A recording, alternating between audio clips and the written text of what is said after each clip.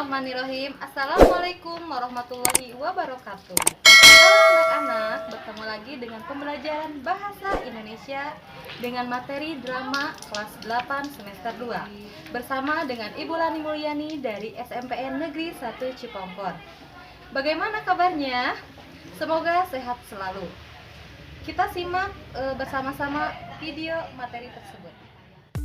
Pembelajaran jarak jauh dengan materi drama kelas 8 semester 2 dari SMPN Negeri 1 Cipongkor, Kabupaten Bandung Barat.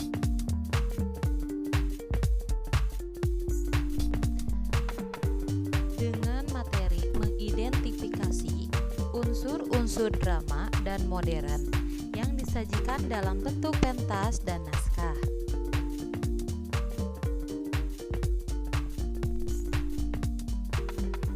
Apa sih itu drama? Apakah kalian masih ingat atau kalian pernah mendengar atau melihat itu drama? Nah, coba kalian perhatikan gambar di bawah ini. Apa yang kalian pikirkan jika melihat gambar di bawah ini? Gambar yang pertama di sini ada gambar yang sedang menari. Dan yang kedua, ada gambar dengan ekspresi sedang memarahi orang. Dan yang ketiga, ada ekspresi di mana seseorang sedang peperangan.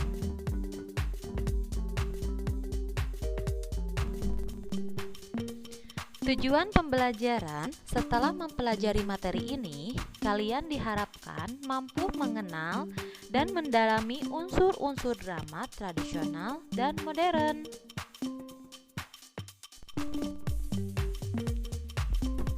Nah, di sini ada karakteristik drama ketika pangeran mencari istri. Coba kalian baca ya tentang drama ketika pangeran mencari istri. Sudah dibaca belum? Nah, ini ada lanjutannya ya.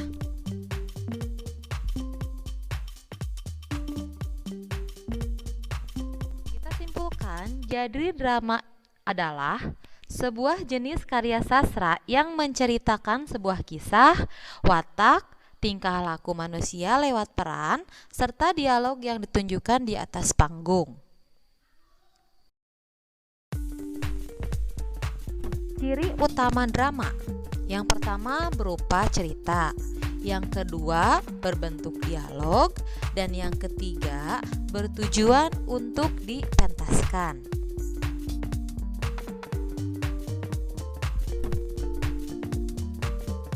Nah, ini adalah istilah-istilah yang merujuk pada pengertian drama tradisional masyarakat. Yang pertama ada sandiwara.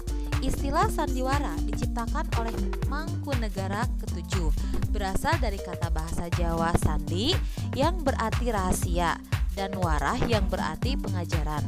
Oleh Ki Hajar Dewantara, istilah sandiwara sebagai pengajaran yang dilakukan dengan perlambang secara tidak langsung.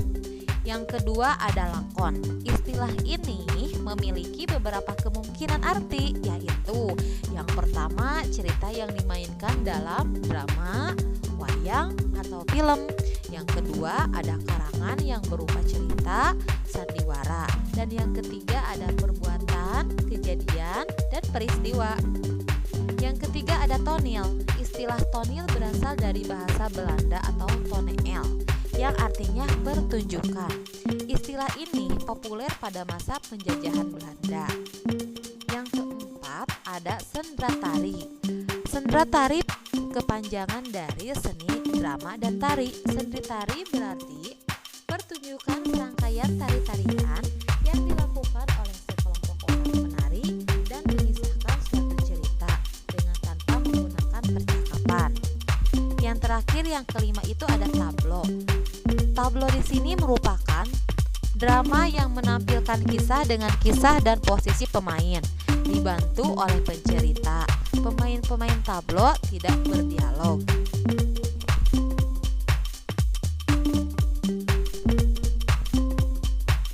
Nah, di sini ada unsur-unsur drama.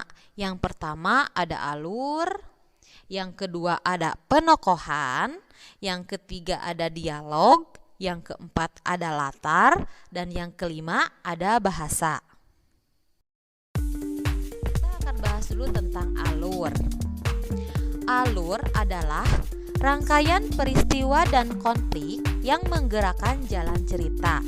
Alur drama mencakup bagian-bagian seperti ada pengenalan cerita, ada konflik awal, ada perkembangan konflik, dan ada penyelesaian. Yang kedua, ada penokohan. Penokohan merupakan cara pengarang di dalam menggambarkan karakter tokoh. Berbeda dengan tokoh ya, ada penokohan dan ada tokoh. Kalau penokohan lebih ke karakter, kalau tokoh itu lebih ke pelaku.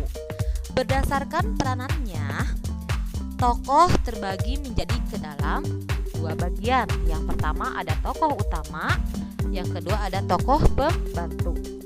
Tokoh utama adalah tokoh yang menjadi sentral cerita dalam pementasan drama. Yang kedua ada tokoh pembantu, adalah tokoh yang dilibatkan atau dimunculkan untuk mendukung jalan cerita dan memiliki kaitan dengan tokoh lain.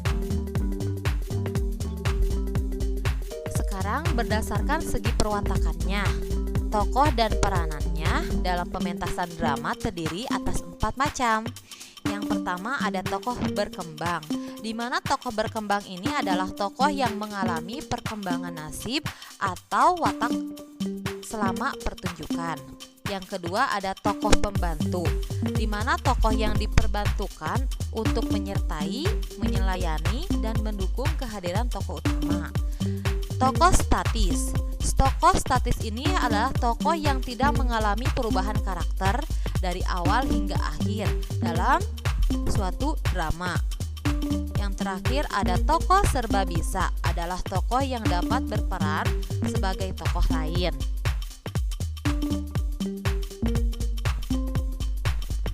Ada dialog. Ketika elemen yang tidak boleh dilupakan dalam dialog adalah tokoh. Yang pertama ada wawancang dan ada kramanggung. Tokoh adalah pelaku yang mempunyai peran yang lebih dibandingkan pelaku lain. Sifatnya bisa protagonis dan antagonis. Yang kedua ada wawancang, adalah dialog atau percakapan yang harus diucapkan oleh tokoh cerita.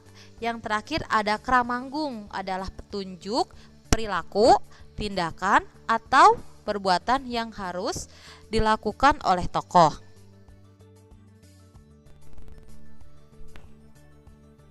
Ada latar. Latar adalah keterangan mengenai ruang dan waktu. Penjelasan latar dalam drama dinyatakan dalam pertunjukan pementasan. Bagian itu disebut dengan kramanggung. Latar juga dapat dinyatakan dalam tata panggung maupun tata cahaya. Yang terakhir ada bahasa. Bahasa merupakan media komunikasi antar tokoh. Bahasa juga bisa menggambarkan watak tokoh, latar, ataupun peristiwa yang sedang terjadi. Nah, pembelajaran tentang mengidentifikasi unsur drama itu ada 4 ya. Yang tadi ada apa saja? Ada alur, ada penokohan, ada dialog, ada latar, dan ada bahasa. Materinya sampai sekian ya. Jangan pernah berhenti untuk belajar, karena hidup tak pernah berhenti mengajarkan. Wassalamualaikum warahmatullahi wabarakatuh. Terima kasih dan sampai jumpa.